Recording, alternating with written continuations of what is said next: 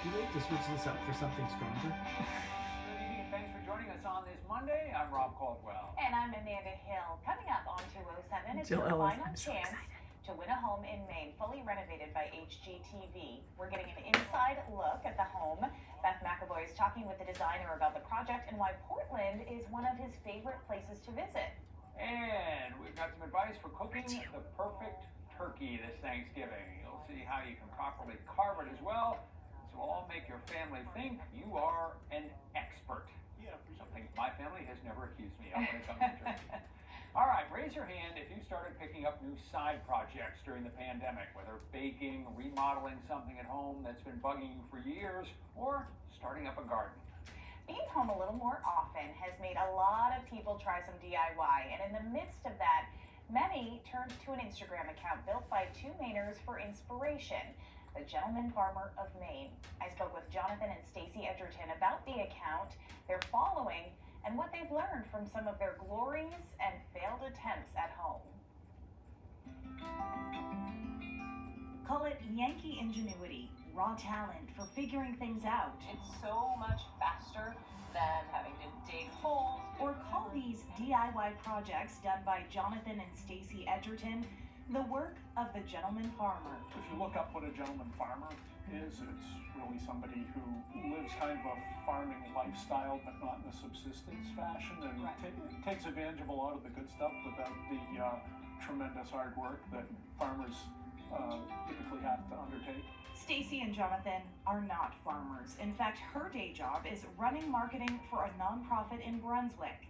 He was a civil engineer until he recently took semi-retirement to travel more, which is in part where the two learned a thing or two. This is the old-fashioned way to do it in Europe as well as in the earlier days in this country. In fact, the two don't consider themselves experts in much. They just enjoy learning about new cultures and tackling home projects at their Mossy Ledge farm in Bowdoin. Like they handed him the keys to this house and it was empty inside. Like literally it was just the stick build. So his family jumped in and they laid down the floors and the walls and the electrical and the plumbing, and he built the chimneys, and over the course of 28 years did all of this. He just built the pillars at the end of the driveway like 3 weeks ago. Oh, wow. Yeah. He's like, I've always kind of wanted stone pillars. Okay, honey, go for it. 3 years ago, they started sharing their projects on Instagram under the name The Gentleman Farmer in Maine. Well, so maybe it took a nudge from Stacy, who also has a background in television. Invented about 1900 by a Swiss physician who used it in place of bread at his sanatorium or hospital. What we really like to do is cooking and travel and gardening and all that kind of stuff. And when Jonathan and I we got together about 6 years ago, we realized, oh my God, we have all these amazing overlapping similar interests in cooking and gardening and, doing projects around the yard and the house. And I came on board with like indoor decor and cooking and some gardening, but nothing compared to him. So I've got the TV and the marketing skills. I'm like, I'm exploiting you. And these are currants, actually, that Jonathan grew out. He's had a currant bush out in the yard for, gosh, how long, 20 years or so? We try traditional things, and we just keep trying them until we get okay at them. And I think we're just hoping to inspire others mostly. The Gentleman Farmer in Maine has attracted more than 3,000 followers in just a few years. Fans who interact with Jonathan and Stacy and have developed friendships with the two. I did a check at one point and I counted 35 countries. Yeah. So there are a lot of Brits, a lot of Italians. And it's funny, they're from remote areas of France, like teeny tiny little villages that you wouldn't think in a million years. In fact, tell them about the picture from the Cinque Terre.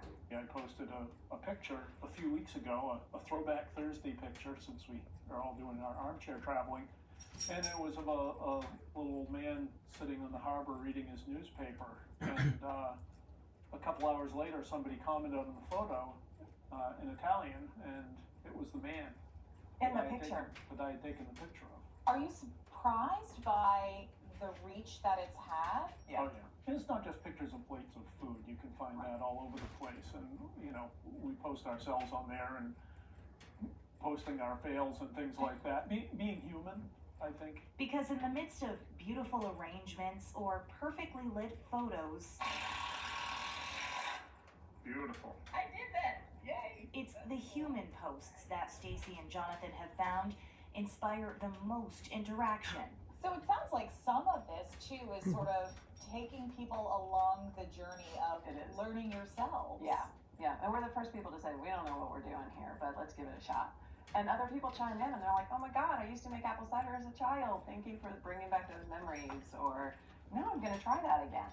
Yeah, we find when we post our failures, we get a lot of insight from people who had the same failures and have figured out how to do it. Right. So if you've taken on new challenges while spending more time at home, or you'd like to learn, there's an entire community out there trying too, starting with a couple of so-called dabblers on their farm in Bowdoin.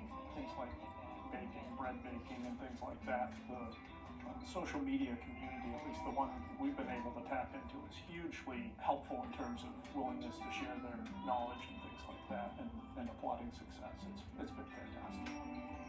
And I think especially during this time of COVID, so many people are home, they're trying new things, and we are really just looking to inspire and collaborate. Again, the name of the Instagram account is The Gentleman Farmer in Maine. You can learn more about it in the 207 section of our website and mobile app. And coming up a little bit later in this half hour, Stacy and Jonathan will share some tips from the kitchen, cooking your Thanksgiving turkey, then carving it, if you want to trick people into thinking you know what you're doing.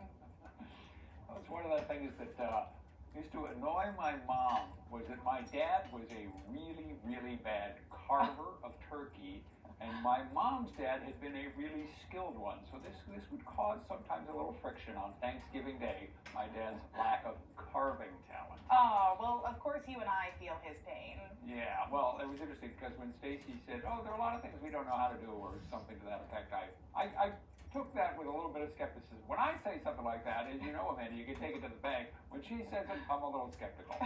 But I think that's the difference, is that you have people who, they're not so great at it the first time they try it, but they keep trying it, and then they get better. Yeah, no, I admire their spirit of plunging in, giving it a try. It's terrific. All right, up next on 207, your chance to win an urban